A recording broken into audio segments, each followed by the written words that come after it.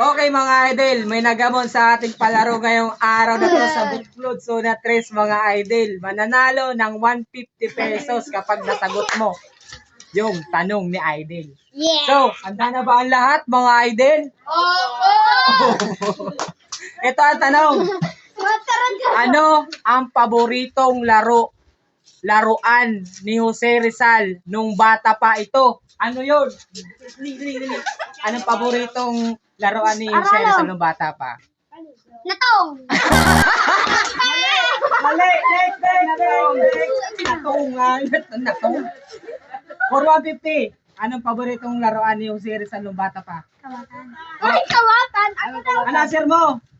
Laruan, kawatan, o ano? May rida. May Rida. Teko, ano answer mo? Laruan. White. Mali. Paboritong laruan ni Jose Rizal nung bata pa ito. Mali. Badil. Bakit ba ito?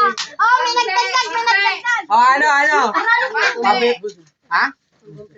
Ano, gusto ko yan. Tumbang preso. Mali. Next. Anong paboritong laruan ni Jose Rizal ng bata pa ito? Bola, mali. Kumusta? Mali. Matalino ni. Ako pa. Anong paboritong laruan ni Jose Rizal ng bata pa ito? Rumpo. Mali. Last yata, no? Ano, gaba. Paboritong laruan ni Jose Rizal ng bata pa ito? Lapis papel. Mali. For 150 tayo. Ano pa? Paboritong laruan ni Jose Rizal ng bata pa ito? 150. Chase. Mali. Next. Paboritong laruan ni Jose Rizal ng bata pa ito? Barbie.